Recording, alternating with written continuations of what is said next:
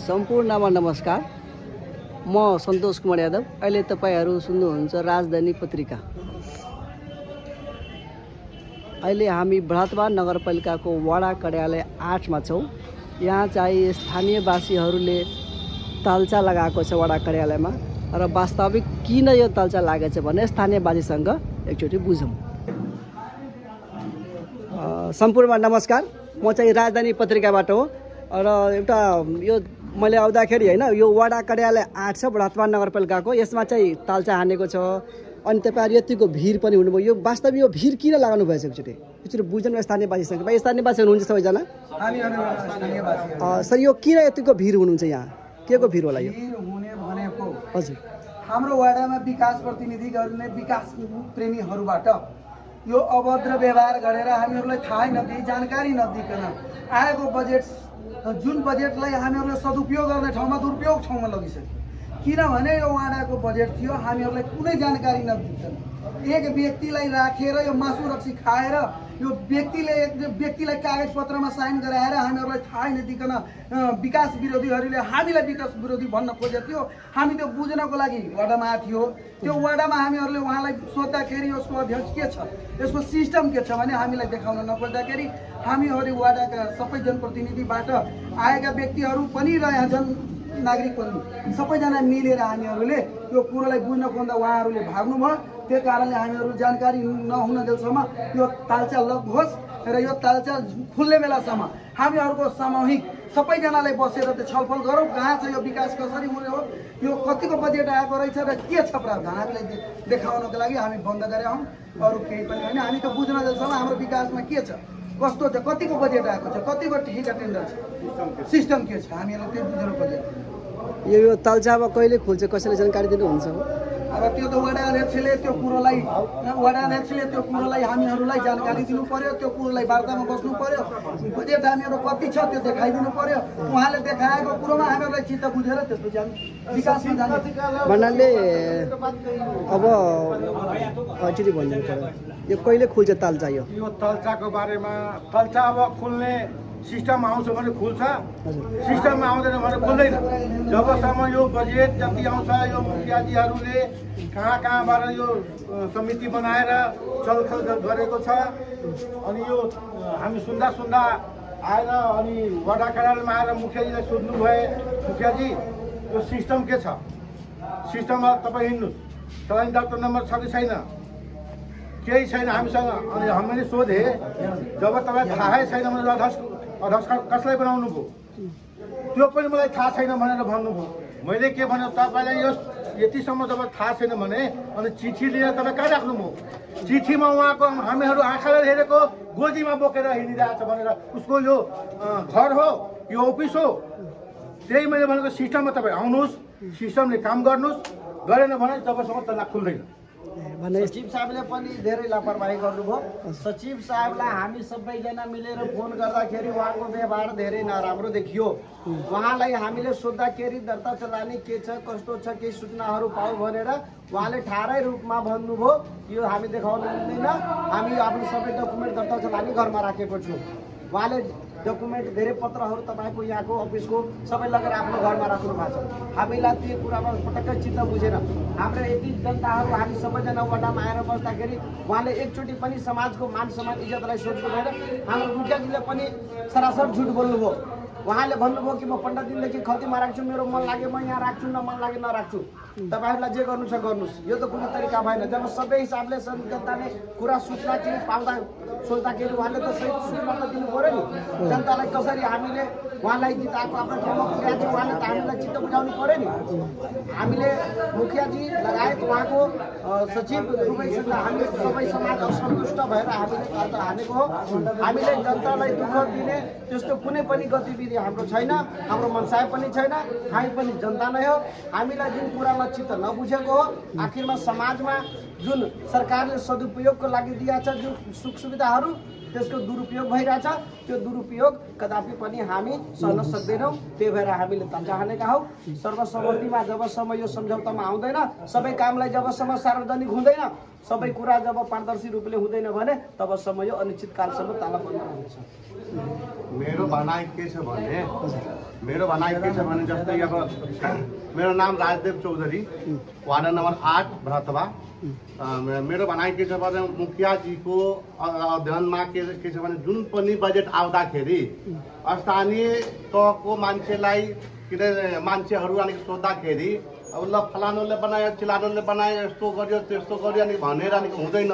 स्थानीयले त अलिक सोध्छ भाइ को छ अनि किन उपभोक्ताको काम त उपभोक्ताले गर्नु पर्यो नि त। भन्नाले यो तल्चा चाहिँ बजेट बाँडफाँड गरेको सार्वजनिक नभएको कारणले यो तल्चा लागेको छ होइन। जबसम्म सार्वजनिक हुँदैन तबसम्म चलानी नदिइकन अनि होइन चलानी अनि दिनको लागि निवेदन दिनुपर्छ अरे। चलानी के अरे ऊ के भन्छ भने अनि बजेट खोज्नको लागि अनि निवेदन दिनुपर्छ।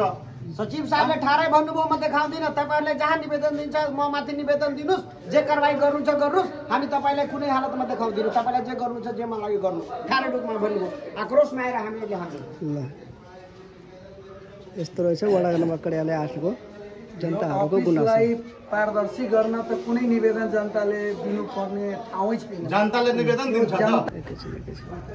ल स्थानीय भाइसँग एउटा गुनासो है, अन्तिम निर्णय चाहिँ के हुँदो रहेछ अनि के गर्नुपर्छ तल्चा खुल्छ त्यसो भए एक्चुअली क्लियर गरिदिनु पर्यो। नेपाल सरकारबाट आएको बजेटलाई हजुर सबभन्दा पहिले सुनिश्चित ठाउँमा गएर सदुपयोग हुनु पर्यो र वडा अध्यक्ष र नागरिक समाज सम्पूर्ण वडावासीलाई राखेर यो बजेटको बाँडफाँड यिनीहरूले कसरी गरेका छ चोरेर गरेर होइन, पारदर्शी गर्नु पर्यो। र अर्को कुरो के हो भने त्यसलाई नियन्त्रण कुन हिसाबले जाने त्यो नियन्त्रित गर्नको लागि समाजलाई राखेर त्यो ठिका टेन्डर रद्द गरेर अर्को ठिका टेन्डरका सिस्टम ल्याउनु पर्यो र त्यहाँ हामीहरूले राखेर सबैजनालाई राखेर त्यो निर्णय गराउनु पर्यो के काम गर्ने। त्यो हामीहरूले जनताले गर्ने हो, एउटा वाडाले मात्रै गर्ने होइन। जनताको हिसाबमा बसेर सहमति गरेर त्यो विकासको बाँडफाँड गर्ने हो। त्यसपछि यदि ऊ गर्दैन भने हामीहरूको चेतावनी उसलाई दिँदैछु कि यो अहिले होइन, यो त सानो अहिले झलक देख्दैछ, ठुलो आन्दोलनको रूप हुन्छ। यसको लागि धेरै ठुलो सङ्घर्ष गर्नुपर्छ भने हामी तयार छौँ। सङ्घर्ष गर्न पनि बाँकी छोड्दैनौँ, सङ्घर्ष गर्नु भन्नाले सम्पूर्ण पारदर्शी हुनुपर्छ। ल हस् हस् यही कुरा हामीहरू धन्यवाद गरेर उहाँलाई भनेको छु। त्यो कुरो बुझ्नु भएन भने हामीहरू आन्दोलनको चेतावनी दिँदैछु। आन्दोलन गर्छौँ, जे गर्नुपर्छ गर्छौँ। त्यसकै लागि हामीहरू यो जम्मा भएको हो। अब उहाँले अब के बुझ्नु होला भने त्यो कुरो त उहाँकै आफ्नो होला। अब बुझाइमा हामीहरूको यही छ। अब यही कुरो राख्दा दुई शब्द राख्दा हामीहरू धन्यवाद। हस् थ्याङ्क यू। जनताको बजेट हो, त्यो जनताले आफ्नो गाउँको विकास आफै गर्नुहोस् भनेर सरकार भन्दैछ भने त्यो निवेदन दिएर हाम्रो कतिको बजेट कहाँ आउँछ, कहाँ हामी के गर्ने भनेर यो जनताको माझमा बसेर निर्णय गर्ने कुरोलाई निवेदन दिने कुरा कहाँबाट आयो? ल हस् हस् हस् थ्याङ्क यू धन्यवाद।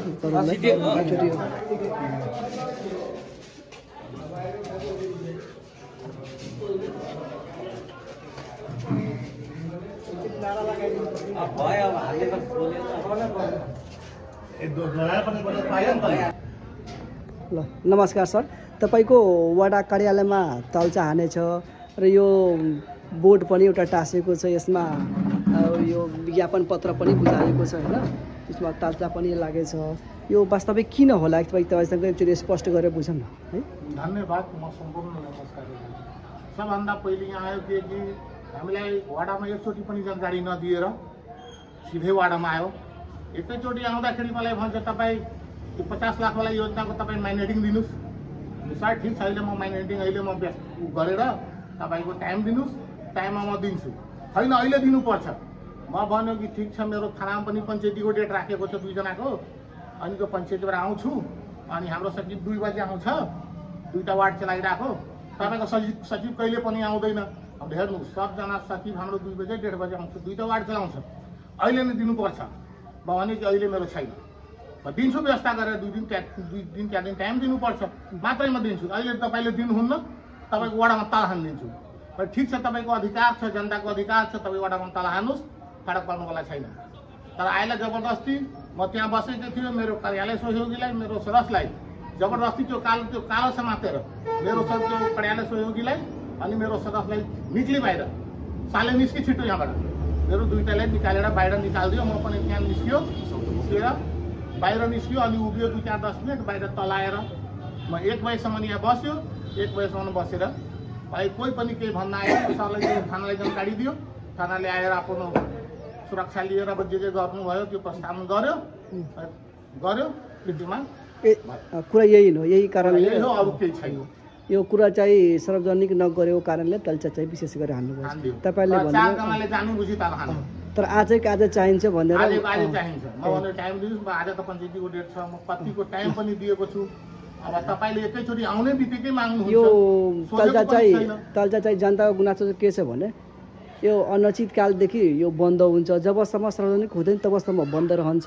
यो सार्वजनिक चाहिँ कहिले गर्नुहुन्छ एक्चुअली वास्तवमा म हिजो आज कति 4 गते 3 गतेको दिन म चिनिमिल टोलमा वाडामा चाहिँ चिनिमिल मेरो टोला हो त्यहाँ गएर मान्छेहरू बसाएर घरभला आदमीको बसाएर त्यहाँ पनि निर्णय गरेको छ मुखियाजी तपाईँ यो गर्ने हो भने तपाईँ नै गर्नुहोस् त्यो फरक पर्दैन तपाईँ नै गर्नुहोस् मुखियाजी कहिले यो काम चालु गराइदिनुहुन्छ म भने सर अब 2-3 दिन अब अहिले होली सोली अब समापन हुन लाग्यो म 2-4 दिनपछि व्यवस्था गरेर अनि सुरु गराउँछु अनि त्यति त्यहाँ सबै थोक भएर पनि आज मलाई केही पनि हिजो भनेन आज एकैचोटि 3 गतेको 81 आएर वाडामा आएर चाहिँ तपाईँ फलानु चाहिँ दिनुहोस् किलानु चाहिँ दिनुहोस् मेरो सचिवलाई पनि धम्काएर सचिवलाई पनि गाली दियो सर यो सार्वजनिक कहिले गर्नुहुन्छ जनताको गुनासो यही छ कि कहिले मेरो अब सार्वजनिक गर्छु मलाई 2-4 पानी टाइम लाग्छ म पनि अब व्यस्त भयो मलाई पनि दिमागमा टेन्सन भन्नाले 5 दिन भन्नाले 1 खाता जति लाग्यो तपाईलाई अनि एक हप्तासम्म यो तल्चा रहन्छ भने चाहिँ के हुन्छ वडा कार्यालयको कामदाम कसरी रोकिन्छ ठीक छ अब जनताहरूको इच्छा भयो वडामा तलबता हान्दिनलाई